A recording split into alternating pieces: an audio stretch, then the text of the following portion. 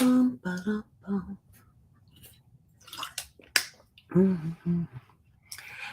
kia ora, Helen Browns here, coming to you live from Surprise in Arizona. Hope you're having a super fantastic, sparkling day.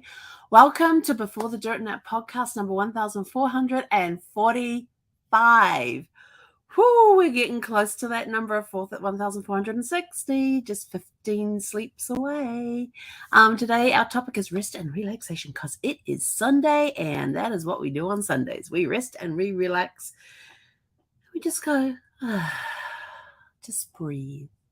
Spend the day doing as little as possible, which is probably just as well since it is the hottest day around here for a while. We were, I think, 118, I think is what they said. Hang on, my temperature thingy's not working. Oh, it's actually 113 outside. Maybe it's moved. I thought it was supposed to be 118 today. Maybe not. Oh, no, it is 118 today. Oh, that's weird. I don't think my thingy's updating properly because it says at 6 o'clock it's supposed to be 117 and yet it's showing 113. Who knows? Crazy, wacky things. But it's been a little toasty today, and we went out for our walk this morning. By the time we went for our walk, it was like around 10 o'clock. It was 103 outside. For those back in New Zealand, that's high 30s, or maybe, no, that's just in the 40s. Let's see. Seffi, would you stop that, please? Yeah, 39 degrees. It was 39 degrees this morning, Celsius, when we went for our walk.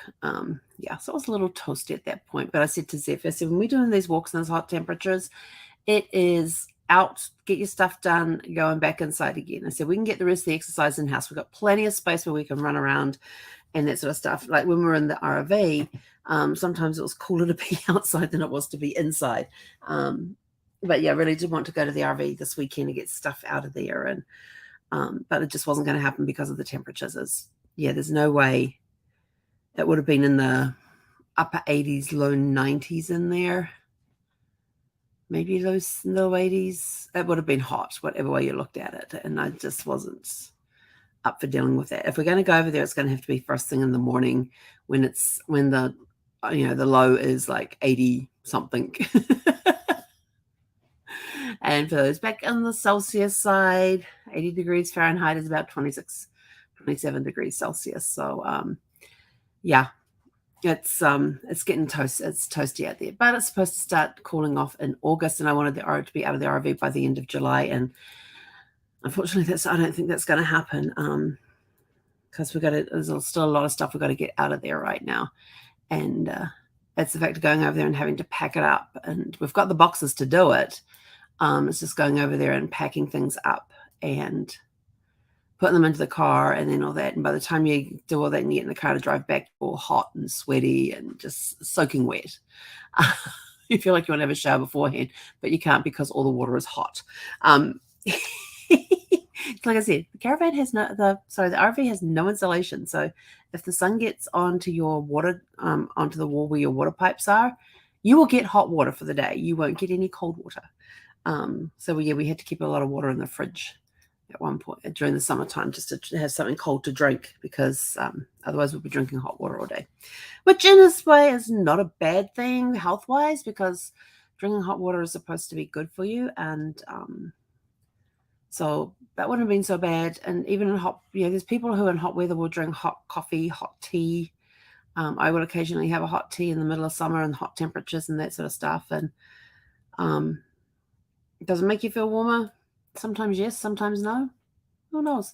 Anyway, so we just had a nice quiet day at home, and I thought, well, I'm just going to have a relax. And I thought, no, it's not going to be a full relaxing day. I've got, this new course I'm doing on writing and publishing, and so I thought, I need to get some of those online video classes done because I have a meeting coming up, and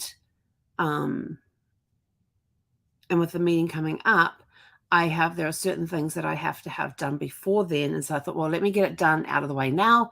So when the meeting comes up, I'm already done with that. I'm, moving on to ready to go on to the next piece as soon as the meeting's over. So we've been working on that today. But I thought, I'm not going to do a whole day of study. No, whole day of study? No, not going to happen.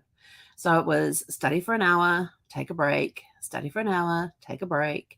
And the break was anywhere from, let's see, an hour to an hour and a half. And then we'll be back on, and then I'll be back in here again. And the funniest thing was, this puppy dog of mine, I don't know. Oh, that was funny. We're sitting here, and I could hear the scratching noise, and I'm like, what the hell is that? And all I could think of was like, oh crap, what wild creature has crawled into I don't know what? Where is it coming? Because it sounded like it was coming from the laundry, which is right next, just through the wall, just here. It's an internal room. I still don't even know where the dryer vent comes out. And I'm like, oh, how did something get in there? And I'm trying to think, what could that be? And so we're sitting there going, no, first of all, it sounded like we heard a door close.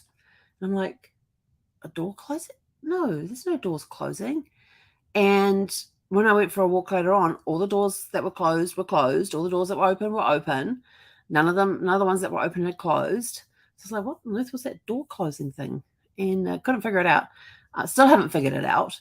And so I hear the scratching. I go, Zeffie, what's that? And she's up and she's listening. She gets up, she goes to the front window and looks out the front window to see who's coming down the street, what's going on. You ask her what that is, and that's where she goes, to the front window to have a look out. And I'm like, it's not coming from the front window, Zeffie. It's coming from the laundry. So we get up and we walk out through the double doors behind and come around this way instead of going just through the door here. Because I'm trying to figure out if it was the laundry or if it was coming from somewhere else, and kept hearing the scratching noise and couldn't figure out what it was. And so I get to the laundry door, and it was the loudest in the laundry. And I'm like, oh, great. But then I remembered I had this big box in there that had from the folding table, because I put it there because I hadn't taken it out to the garage at that point. Don't ask me why. I mean, putting it in the laundry, taking it out the garage, the doors are opposite each other. Don't ask me why one didn't happen. And so I thought maybe it's just the polystyrene and the plastic just settling in there. And so I took that box out and took it out to the garage. I come back in, and I can still hear the scratching noise. I'm like, what on earth is that?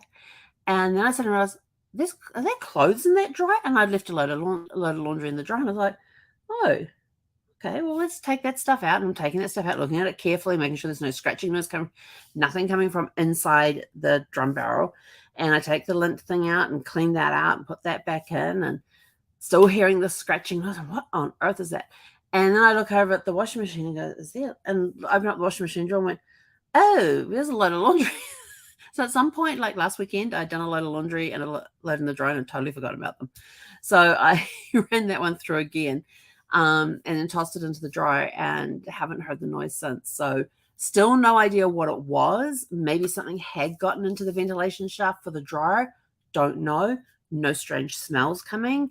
Maybe the door was, whatever it was, maybe there's a flap somewhere that's what I heard as a closing door.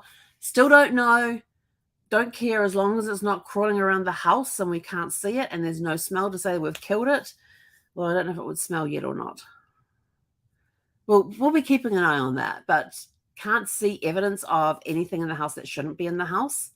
And I keep seeing these little, it's really funny. I keep seeing these little black things around on the car, on the tile at times. And I think, oh crap, is that? And it kind of looks like rodent poo. And I'm like, damn it. And then I've been down and have a closer look at it. And what it is that the armrests on my chair have all cracked, and the black armrests, I can't show them to you now because I've taped them all up today. But they were peeling. And like I was down one point in the bathroom and I was washing my hands, and in the mirror I had these black marks, and I'm like, the heck? And I've been sitting on the armrest like this, and when I come away, the black of the cover of the armrest was all stuck to my thing. It looked like this really weird tattoo down there, and I'm like, what the heck is that? And then just brushed it and it all fell off. And so I was like, right, that's that. And so I grabbed a roll of oh yes, I do still have it here. Grabbed a roll of this really cool Galaxy duct tape. I don't know which way around it goes, it doesn't matter. And have covered the arms on my chair here. So I no longer get up with black bits. I'm no longer carrying black bits that will drop off at random places around the house. And some of the flecks look like rodent poo and that sort of stuff until you get up close and you see they're actually flat and that they're flakes off the chair. So I gave myself a fright that way. So it's been a very eventful day today. But we got some great rest in there, got a lot of good study done today, made good progress and everything else.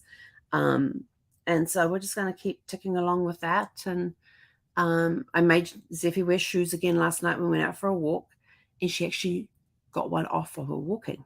One of her shoes came off, and when we went around this piece that took us to this pavement up the top that was on the block on the other side of the park, and there's this guy coming along with his little chihuahua thing. I said, oh, we're going to go down the hill, and he's sort of like heading onto the grass thing. I said, no, we're actually going to go down the hill here onto the grass. And he's like, oh, okay.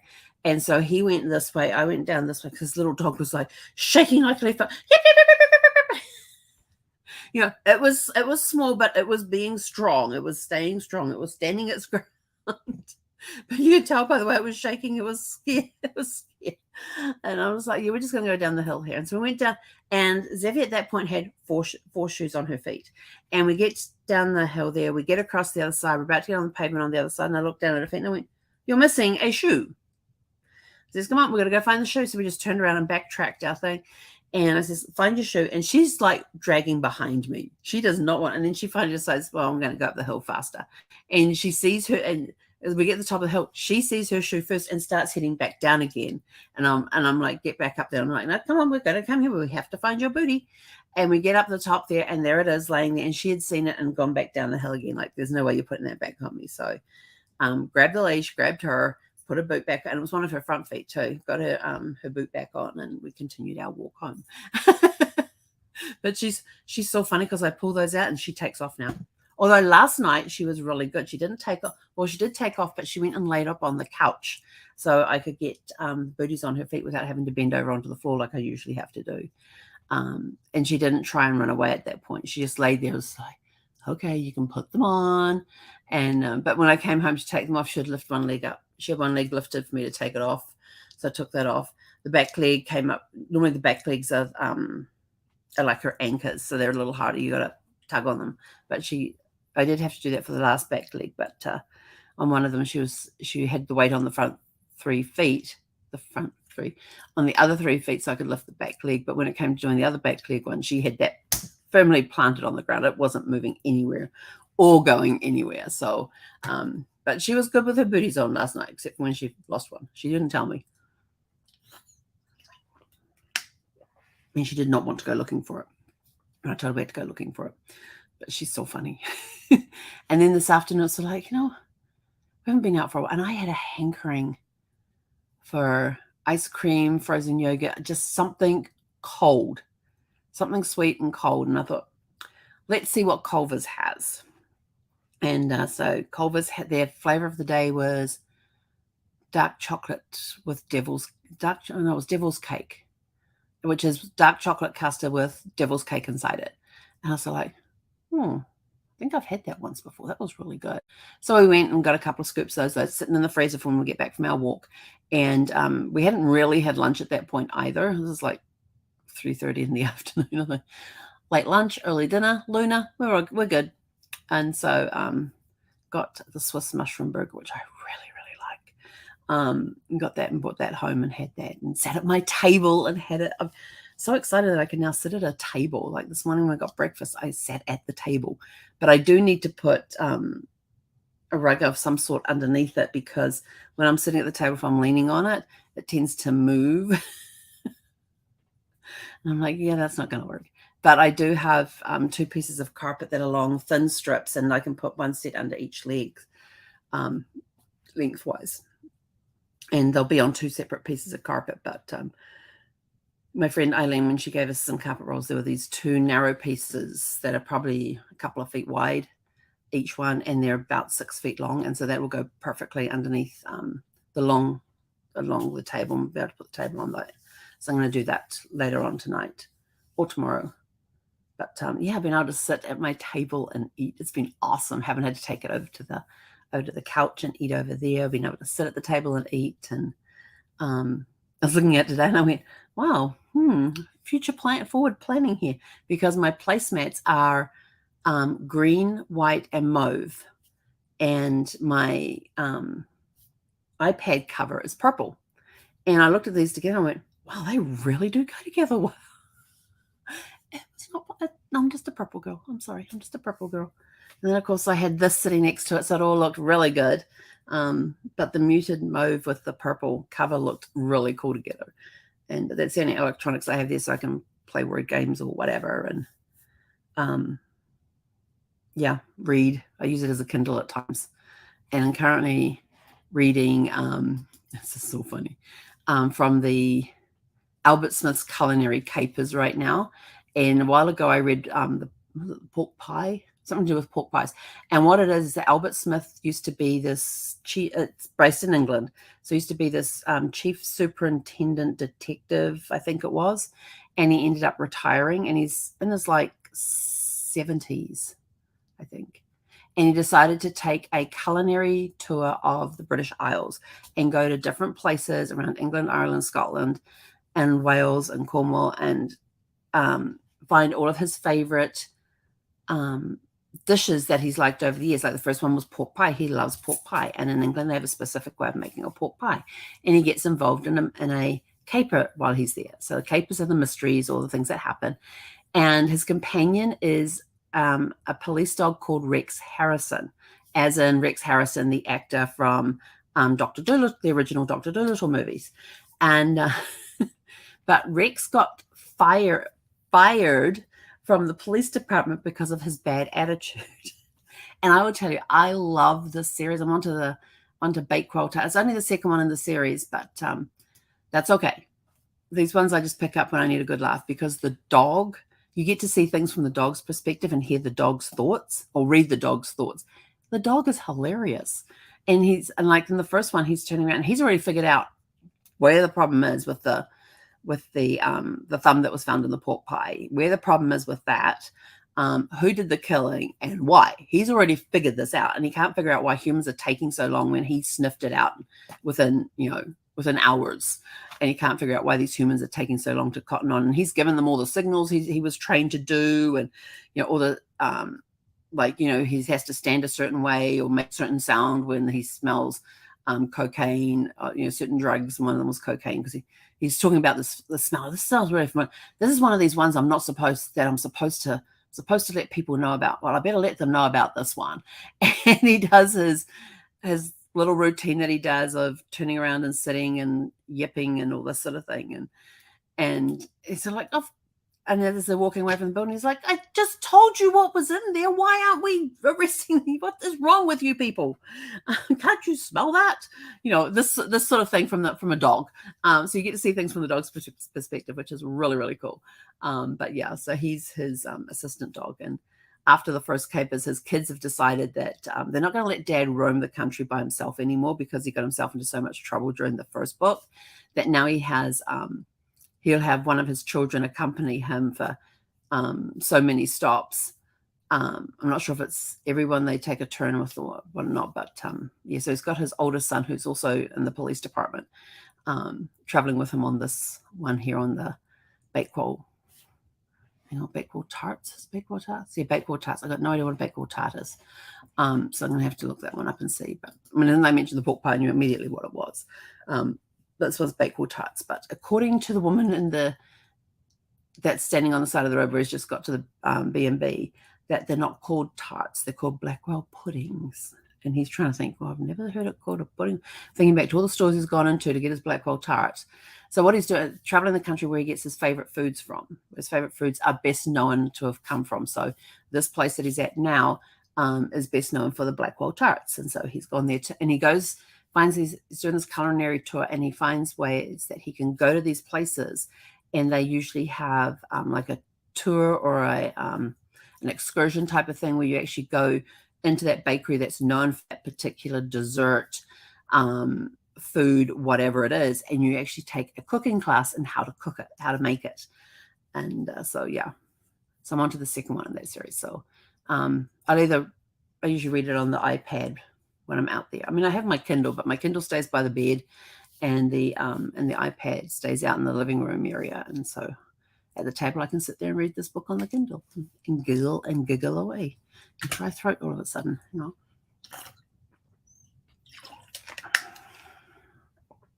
So yeah, we've been having a lot of fun with that. So what did you guys get up to today? That was your rest and relaxation day.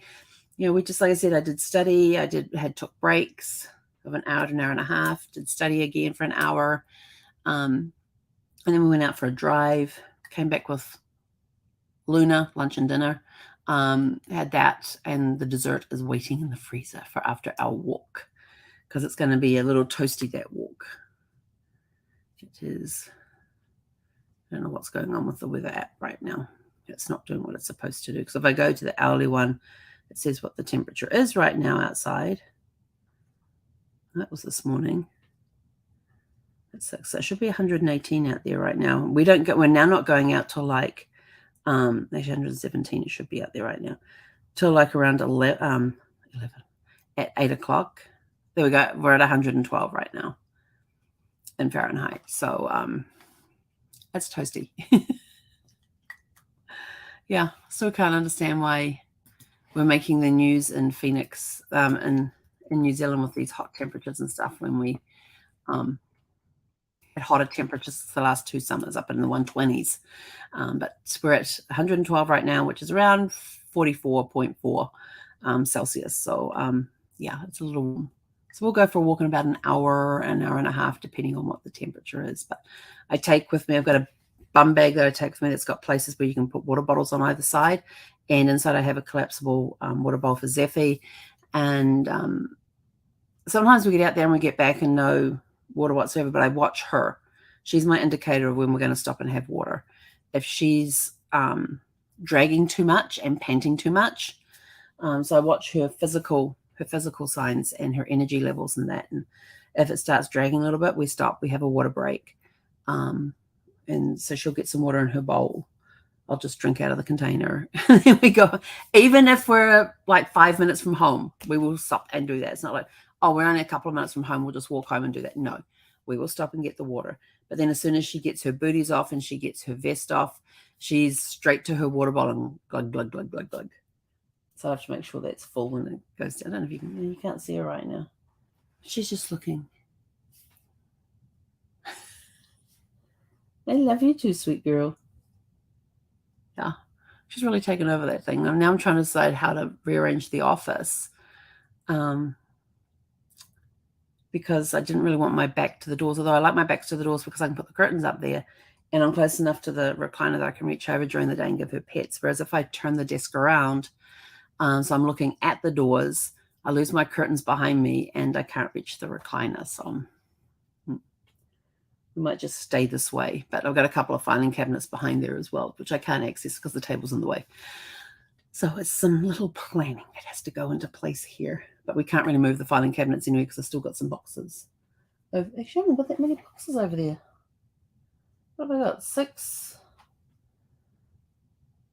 8, 9, 10, 11, 12, 13, 14, 15, 16, 17, 18, 19, probably about 20, 25 boxes sitting there. So, and they're mainly office supplies and books. So I have a plan for sorting through those. I just got to clear space in the other room so I can do that. But anyway, that's it. We're out of here. Go out, have a super fantastic sparkling rest of your Sunday. Get some rest and relaxation in there. I'm off to, I want to do study. I may do another section on the study thing, because I just finished. I'm halfway through one lesson, so I may go finish that lesson off and do that and then go for the walk. Or I may just go put my feet up now and I'm done for study for the day. And I'll work on some study tomorrow. So I had my study hours booked into my calendar for tomorrow. So we'll see how that goes. But go out, have a super fantastic sparkling evening, and we'll catch you guys back here tomorrow evening at 6 p.m. Pacific. Hey, Konara.